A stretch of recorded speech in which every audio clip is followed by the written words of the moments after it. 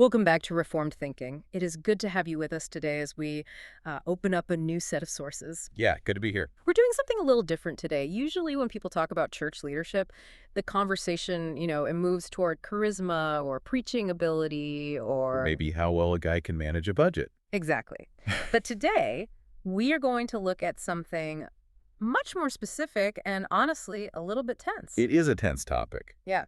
but it's one that sits right at the intersection of our theology and, well, our daily lives. That's true. We're looking at the biblical requirements for elders and pastors, specifically focusing on the issue of alcohol. Mm. And I know what you might be thinking. You're thinking, here we go. Is this going to be a prohibitionist rant? Or are we going to hear about how cool it is to drink Liberty beer? Yeah, that's the spectrum, isn't it? Because we really do live in a culture that swings between those two extremes. We do. Mm-hmm. On one side, you have this lingering legalism that views the substance itself as somehow evil. And on the other side, especially in some reform circles, you have this celebration of intoxication as if it were a harmless hobby. Right. So the question we're posing today is this. What is the actual biblical standard for an elder? Is the bar just don't get drunk on Saturday night so you can preach on Sunday? Or is God asking for something, well, something more significant? That is the central question. And to answer it, we're going to be looking at two significant theological articles. Mm. Our mission is to examine a very specific Greek phrase found in 1 Timothy 3.3 and Titus 1.7. Okay. The phrase is me paroinon. Which is usually translated as not a drunkard. That's the standard translation, yes. Yes. But as we look at these sources, we're going to see that this isn't just a rule about beverages. It's a theological boundary. Mm. It touches on stewardship, spiritual warfare, and the credibility of the gospel itself. And just to set the stage for you, the listener, we are viewing this through the lens of Reformed theology and, of course, the Westminster Confession. We aren't just looking at the elder as a manager of a nonprofit. Right. We are looking at him as a steward of God's household. That distinction changes the entire landscape. If the church is God's household, the rules for the caretakers are going to be different than the rules for, say, the casual visitor. That's a great way to put it. So let's get right into the text. You mentioned this Greek term, more paroinon. If I open my English Bible, it usually says not a drunkard or maybe not given to wine. It sounds pretty straightforward. It does. It sounds like Paul is just banning alcoholism. Is that all there is to it? It definitely includes that, but if we stop there, we miss the nuance. The sources we have today break this word down in a really fascinating way. Okay. The word paroinos is a compound word. It's made up of two parts. You have oinos, which means wine. Right. That's the easy part. That's the easy part. But the prefix is par. Para, like Wait. parallel or paramedic. That's it. It means beside or alongside. So if you translate me parano, literally, hyperliterally, it means not a wine sitter. A wine sitter. Or not a man who is beside wine. Not a wine sitter. That paints a very different picture than just someone who had too much to drink one time. It does. It shifts the focus from a biological state to being intoxicated to a sociological or characterological posture. It's describing a man's proximity to the substance. Okay, let's unpack that. Proximity. What does it look like for a man to be beside wine? It implies a habit, a lingering. Think about the difference between someone who, eats a meal and someone who's always hanging around the buffet. Okay. Paul's not using the word mithouche, which refers to the actual physiological state of being drunk. He chooses paroinos to describe a man who gravitates toward alcohol. So it's someone whose life is kind of oriented in that direction. Yes, a man whose social life, whose relaxation, whose emotional regulation is tethered to the bottle. So it's about identity. Precisely. It's about character. The sources argue that Paul is forbidding an identity that is shaped by drink. He's ruling out the man who is known for it. You know the type of person where if you think of them, you picture them with a drink in their hand. Yes, that's the guy who's always at the pub, or the guy who cannot watch a football game without a six-pack right there. Sure. And Paul is saying that the overseer, the elder, cannot be that man. It's not just about whether he crosses the legal limit of blood alcohol content. It's about whether he is near wine as a settled posture of his life. That is a much higher bar. It is. And the sources point out that this is not an isolated requirement. It's not just floating out there by itself.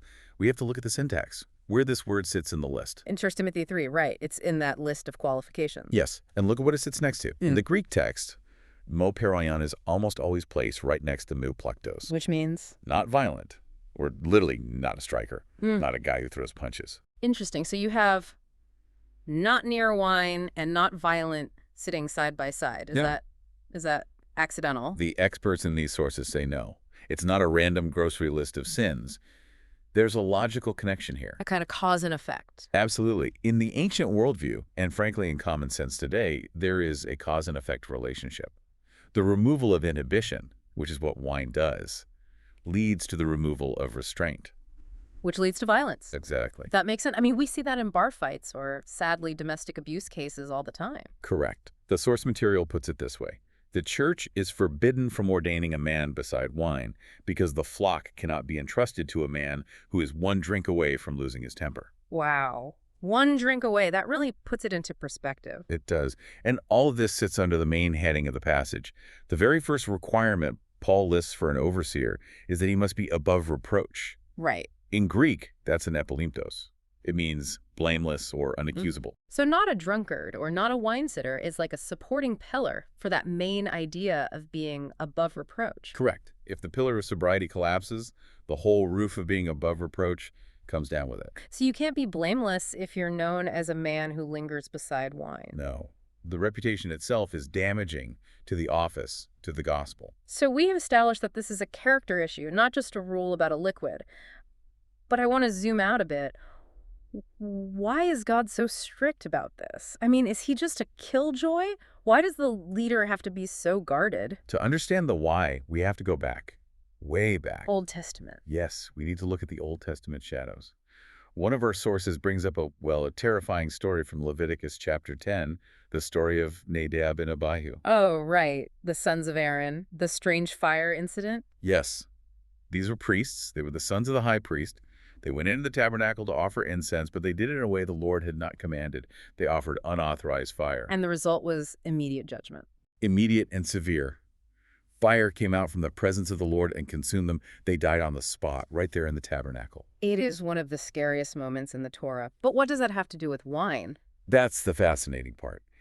Immediately after they die, while their bodies are still being carried out of the camera, God speaks directly to Aaron. And he gives a new command. Okay. Leviticus 10, verse 9.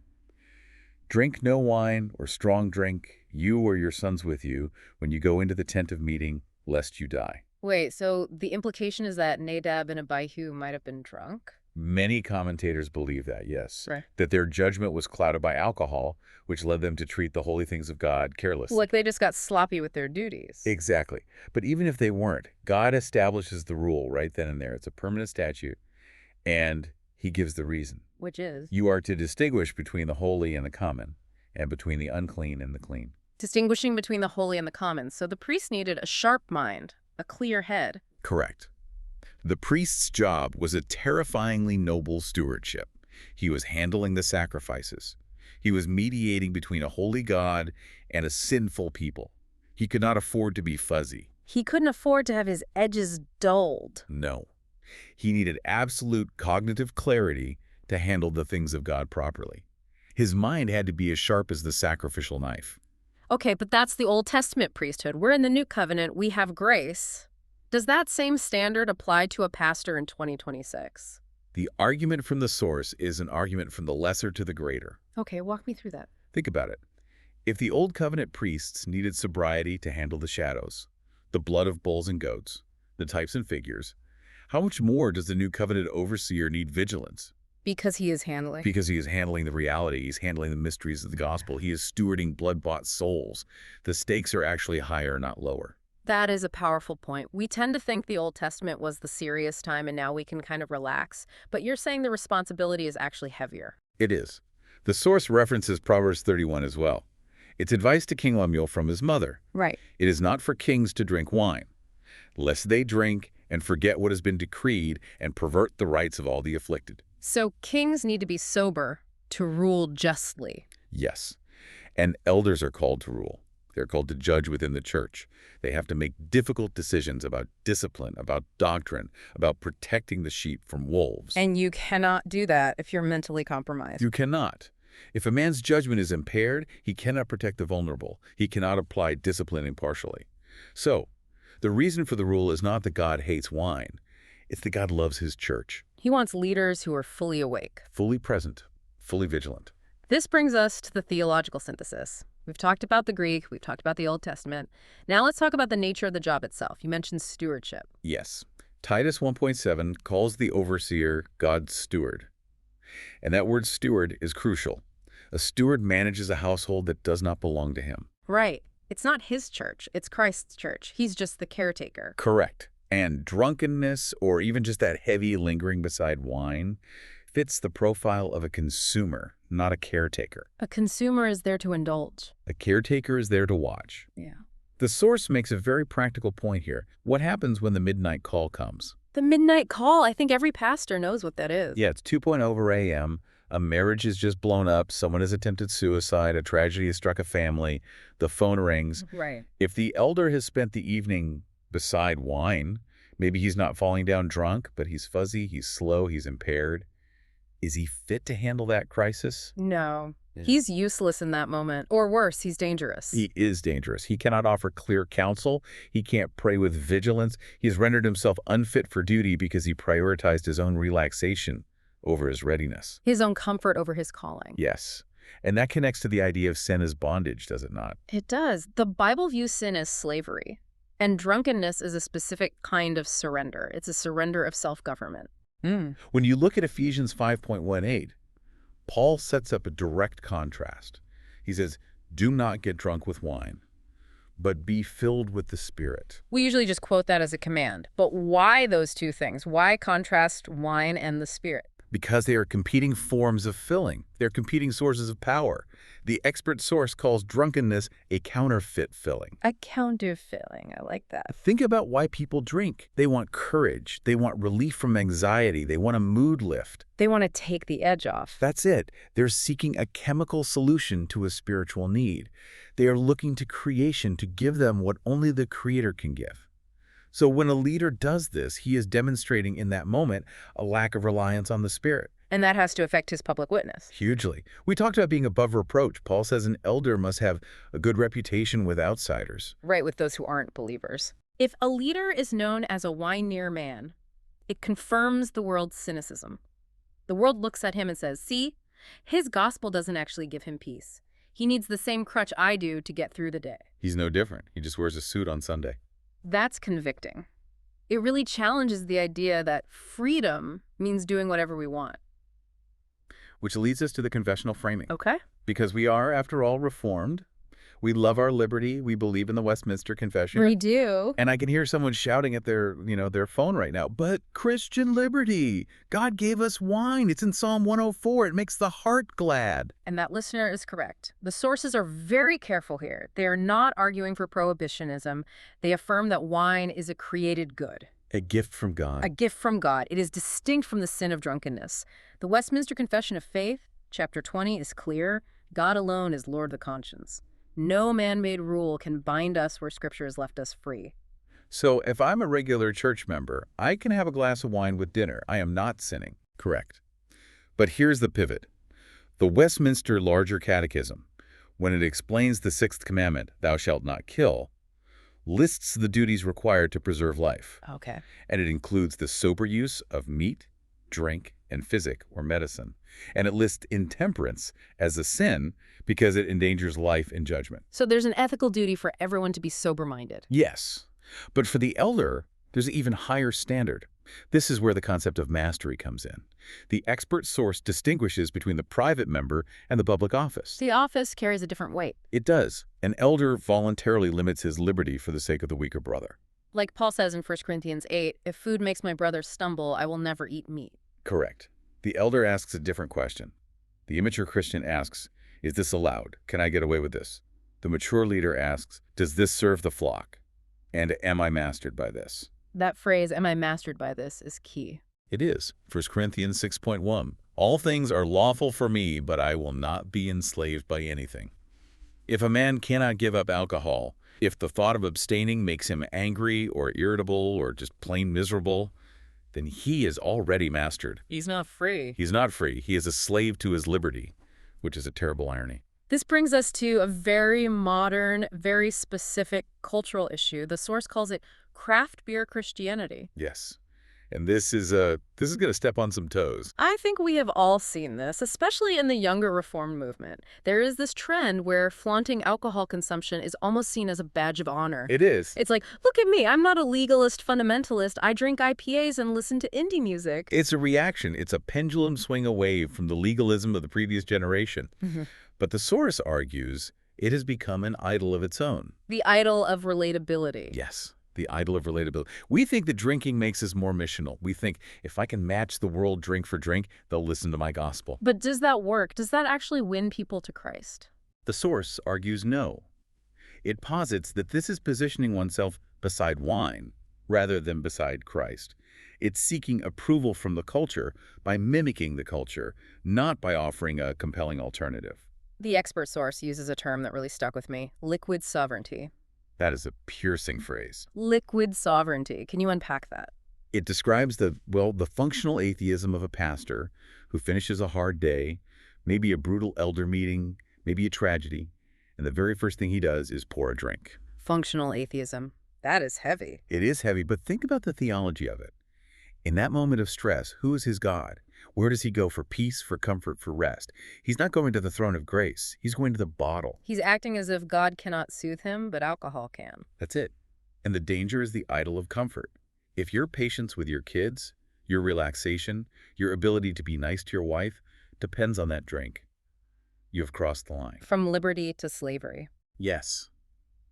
You are seeking sovereignty in a liquid. You're letting a chemical rule your spirit. And for a watchman, for a shepherd, that is a dereliction of duty. Okay, so we've laid out the theology, the history, and the cultural danger. But now we have to get practical, because churches actually have to choose elders. They do. This isn't just theory. And it's not like you can just give a candidate a breathalyzer test and be done with it. So how does a search committee or a session practically evaluate if a man is not a drunkard in this deep biblical sense? The sources outline several diagnostic tests. These are tools for discernment. They're not a checklist, but a guide. Let's run through them. What's the first one? The first is the pattern test. Is there a history of regular overindulgence? The church needs to look at the long game. This isn't about one mistake 5 years ago. It's about the pattern of a man's life. So does he have a track record of knowing when to stop, or is there a pattern of, oops, I went too far again? Exactly. That seems basic, but it's a necessary starting point. Okay, what's next? The mastery test is what we touched on earlier. Can he abstain gladly? Gladly, that's the key word. It is. If you asked him to give it up for a season, maybe for the sake of a weaker brother in the congregation, would he do it with joy? Or would he grumble and fight for his rights? The man who says, I can stop anytime, but never actually does. That man is likely mastered. His reaction to restriction tells you everything. That is a great test. The reaction to the suggestion of restriction tells you a lot about the heart. Absolutely. Then there is the judgment test. Does alcohol ever diminish his clarity or his speech? Does he get loose-lipped? Does he say things he regrets? Does he get overly sentimental or, on the other hand, angry? Elders live and die by their words. They do. If alcohol changes his words, if it makes him unreliable or foolish, it disqualifies him from an office that depends on wise counsel. What about how others see him, his reputation? That's the reputation test. Would his neighbors, his co-workers, or his non-Christian friends describe him as a drinking man? If that is his primary descriptor in their minds, he has failed the test of being not near wine. He's already too close. He's too close. The reputation is already there. And finally, the fruit test. This is often the most revealing and the hardest to assess from the outside. What is the fruit of his drinking in his home? Okay. Does it produce peace? Or does it produce tension? Does his wife walk on eggshells after he's had a few? Do his kids know a different dad after 8 p.m.? That leads to the need for corroboration. You can't just take the guy's word for it on these things. We cannot. We are experts at deceiving ourselves about our own habits and addictions. A wise session will talk to the wife, if it is appropriate and safe to do so. That's a critical caveat. Right. They will talk to close friends, to other men in his life, and they will ask specific questions, not just, do you drink, but... Do you drink to manage stress? Yes. Has alcohol ever affected your temper? Has it ever caused conflict in your marriage? Those are hard questions to ask, but they protect the flock. They are shepherdy questions. They're born of love, not suspicion. No, I want to hit some of the edge cases and objections because life is complicated. We have already touched on the Bible has wine objection. Right. And the answer remains, the presence of wine as a good gift doesn't negate the prohibition against being controlled by it. It's not about the liquid. It's about the lordship. Here is a tougher one. What about the former drunkard? The guy who's an alcoholic in his 20s, got saved, has been sober for 10 years. He is a godly man, serves the church faithfully. Can he be an elder? This is a really sensitive area, and the source distinguishes between restoration to fellowship and qualification for office. Unpack that distinction for us. The gospel offers full and free restoration to fellowship. If a former drunkard repents, he is washed, he is sanctified, he is justified. He's a member of the body in good standing. No question, he's a brother. But the office? The office requires being above reproach. The source argues that a history of a life-wrecking public sin like addiction might require a very long season of testing. And in some cases, for the protection of the man himself and the safety of the flock, it might mean he remains a faithful member, but never holds the office of overseer. Because the pressure of the office, the spiritual warfare, might trigger a relapse. That's part of it. And also the need for public confidence. If the community knows him as the guy who used to wreck his life with drink, it takes a very, very long time to rebuild that blameless reputation that Paul requires. So it's not about forgiveness, it is about fitness for a specific public-facing task. Exactly. It's a high and holy calling, and the standards are high to protect the church. What about medicinal use? Paul tells Timothy to take a little wine for his stomach. Right, and the source acknowledges that. Medicinal use is valid, but it comes with a warning. It must not become a cloak for craving. We have to be honest with ourselves. Deeply honest. Are we taking it for the stomach or for the buzz? And even with legitimate medication, impairment is impairment. If a medication makes a man unable to think clearly, he might need to step back from active oversight while he is on it. And one more objection, context. It's normal in my culture, maybe in Europe or certain parts of the world, wine with lunch is just what you do. It's not a big deal. Context matters. But the expert source argues that context cannot lower the bar. The standard is always above reproach. In some contexts, where alcoholism is rampant, or where there are many new believers from backgrounds of addiction, the most loving use of liberty might be total abstinence. So even if it's normal, an elder might choose to abstain to avoid being a stumbling block. Correct. The question is not, what is my culture doing? The question is, what does my flock need from its shepherd? We're coming to the end of our time, and I want to land this plane by looking at the big picture. We've talked about rules and Greek and tests, but there's an eschatological conclusion here, isn't there? Why does this matter for the end of the world? It matters because the elder is a watchman. A watchman? Yes. Think of the city walls in ancient times. The watchman's job was to stay awake while the city slept, to watch for the enemy, to watch for the king's return. And you cannot watch if you're drowsy or drunk. 1 Peter 4.7 puts it perfectly. The end of all things is at hand. Therefore, be self-controlled and sober-minded. Why? So you can pray, so you can be vigilant. The intoxicated watchman is a traitor to the city. He is. He is sleeping on his post. He's a danger to everyone he's supposed to protect. That is a chilling image. The enemy is prowling like a lion, and the watchman is Buzz. Correct. The call to sobriety is not just about behaving nicely. It's not about PR. It is about spiritual warfare. It's about being ready for the return of Christ. There's one final thought from the source that really, really struck me. It's about Jesus at the cross. Yes. When Jesus was on the cross, they offered him wine mixed with myrrh. It was a stupefying drink, a painkiller, an anesthetic. And he refused it. He refused it. He tasted it and then pushed it away. Why? He chose to drink the cup of God's judgment with full consciousness. He did not take the edge off. He faced the full weight of wrath with a sober mind for us. That's incredible. He didn't numb himself to our salvation. No. Yeah. And the challenge for the elder, and really for all of us, is this. Let the elder be a man who needs no other stimulant than the gospel. Let him stand vigilant, like his Savior, until the true vine returns. That is a powerful place to end. The gospel is enough. We do not need liquid sovereignty. No, we don't. We have the King of Kings. Amen. To our listener, I hope this deep dive has challenged you. I know it challenged me. Whether you're an elder aspiring to be one or just a member of the flock, consider your own habits in light of this. Consider your stewardship. Are you watching? Or are you sitting beside the wine? It's a question worth asking. Thanks for listening to Reformed Thinking. We'll see you next time.